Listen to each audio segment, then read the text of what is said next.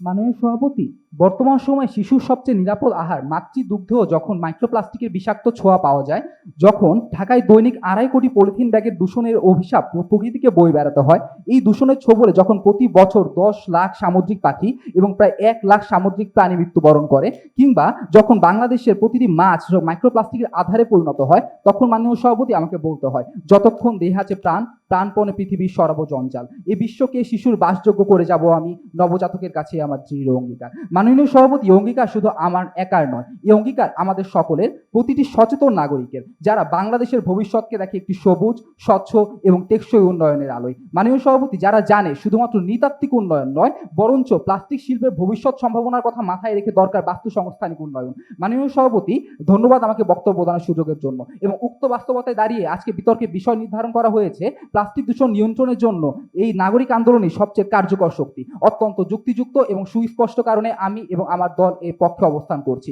মাননীয় সভাপতি, আজকে বিতর্কের মঞ্চে পা রাখার পূর্বে প্রথমেই আমাদেরকে এটা ব্যাখ্যা করা প্রয়োজন যে আজকের মৌলিক প্রপঞ্চগুলো কি কি। মাননীয় সভাপতি, আজকে প্রথমে আমাকে বুঝতে হবে যে প্লাস্টিক কি। এটি আধুনিক সভ্যতার একটি নীরব সঙ্গী, যার জন্ম মানব সৃষ্ট হলেও যার মৃত্যু নেই, এবং এটিকে আপনি প্রাকৃতিক এবং সিনথেটিক পদার্থের মাধ্যমে রাসায়নিক বিক্রিয়ার মাধ্যমে তৈরি করে থাকেন, এবং যার সবচেয়ে বড় গুরুত্বপূর্ণ বৈশিষ্ট্য হচ্ছে এটি অপচনশীল থেকে যায়। এখন মাননীয় সভাপতি, আমাদেরকে বুঝতে হবে যে এই প্লাস্টিক আমরা কিভাবে ব্যবহার করি। প্রথমত, আমরা একবার ব্যবহারযোগ্য প্লাস্টিক, এবং দ্বিতীয়ত বহুবার আমরা ব্যবহারযোগ্য প্লাস্টিক। এখন মাননীয় সভাপতি, আমাদেরকে জানতে হবে প্লাস্টিক দূষণ বলতে আসলে কি বোঝায়। প্লাস্টিক দূষণ বলতে বোঝায় পরিবেশে তথা জলাশয়, মাটি, শহর এলাকা, উপকূল এবং পরিশেষে জীবদেহে প্লাস্টিক পদার্থের অনিয়ন্ত্রিত জমা হওয়াকে। এখন বুঝতে হবে যে আসলে প্লাস্টিক দূষণ হয় কেন। প্রথম কথা, প্লাস্টিক দূষণ হয় প্লাস্টিক বর্জ্যের অব্যবস্থাপনার কারণে। প্লাস্টিক দূষণ হয় অনিয়ন্ত্রিত মানুষের আচরণের ফলে, মানহীন প্লাস্টিক উৎপাদনের ফলে এবং শক্তিশালী নীতিমালার অভাবে। মাননীয় সভাপতি, এখন নিয়ন্ত্রণ বলতে আমরা আসলে বুঝছি অন্তর্ভুক্তিমূলক একটি সমন্বিত কার্যক্রম, যেখানে গুণগত ও মানসম্পন্ন প্লাস্টিক উৎপাদনের ক্ষেত্রে আমাদেরকে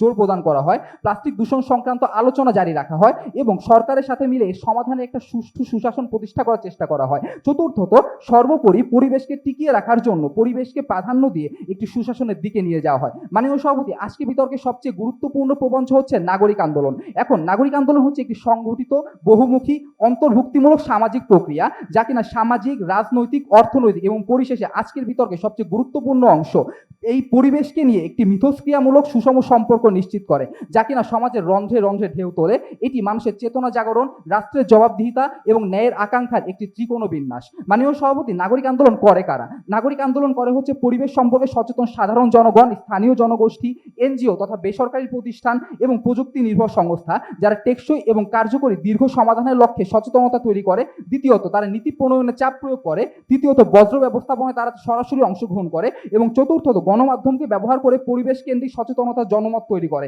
এবং ব্যক্তিগত পর্যায়ে জনমত তৈরি করে। অর্থাৎ মাননীয় সভাপতি, একটা জিনিস বুঝতে হবে যে নাগরিক আন্দোলন মানে শুধুমাত্র রাস্তায় দাঁড়িয়ে ব্যানার, প্ল্যাকার্ড বা ফেস্টুন হাতে দাঁড়িয়ে থাকা নয়, বরঞ্চ এটি একটি বিস্তর সম্ভাবনার দুয়ার। এটি চিন্তার বিদ্রোহ, মানবিকতায় বিশ্বাস এবং ভবিষ্যৎ পৃথিবী গড়া একটি নিঃশব্দ প্রতিজ্ঞা। এবারে মাননীয় সভাপতি, কার্যকরী শক্তি বলতে আসলে আমরা কি বোঝাই? প্লাস্টিক দূষণ নিয়ন্ত্রণে এই নাগরিক আন্দোলনই অন্তর্ভুক্তিমূলক টেকসই সমাধানের দিকে আমাদেরকে এগিয়ে নিয়ে যায়। দ্বিতীয়ত, সুষ্ঠু সমাধানের দিকে নিয়ে যায়। তৃতীয়ত, একটা সচেতন গোষ্ঠী তৈরি করে, যারা সবসময় সবার আগে পরিবেশকেই ধারণ করে। মাননীয় সভাপতি, আমরা বিশ্বাস করি যে প্লাস্টিক দূষণ একটি বহুমুখী সমস্যা, এবং এই বহুমুখী সমস্যাকে সমাধান করার জন্য প্রয়োজন বহুমুখী সমাধান, এবং এই বহুমুখী সমাধানের প্রত্যেকটি আসলে নাগরিক আন্দোলনের মাধ্যমে বাস্তবায়ন করা সম্ভব।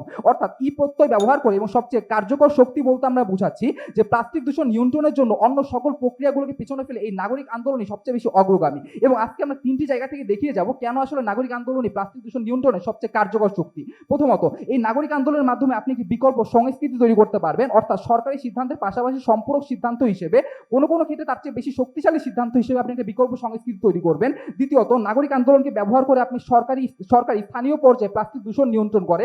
তৃতীয়ত, ভবিষ্যতের পরিবেশ কেন্দ্রিক সুষ্ঠু নেতৃত্ব তৈরির প্রধানতম উপায় হচ্ছে নাগরিক আন্দোলন। এখন মাননীয় সভাপতি, আজকের বিতর্ক জিততে হলে বিপক্ষ দলকে অবশ্যই দেখিয়ে যেতে হবে যে এই নাগরিক আন্দোলন ব্যতীত অন্য কোন মাধ্যমে তারা আসলে এই পরিবেশ দূষণ বা প্লাস্টিক দূষণকে সবচেয়ে কার্যকরীভাবে সমাধান করতে পারেন। দ্বিতীয়ত, নাগরিক যদি নিজেরাই প্লাস্টিক ব্যবহার সম্পর্কে সচেতন না হন, সেই ক্ষেত্রে সরকারি এবং শিল্প প্রতিষ্ঠানের সিদ্ধান্ত আসলে কতটুকু কার্যকর। এবং তৃতীয়ত, এই যে নাগরিক আন্দোলন ছাড়া আজ পর্যন্ত কোনো আইন প্রণয়ন এবং প্রয়োগ আসলে সম্ভব হয়েছে কিনা।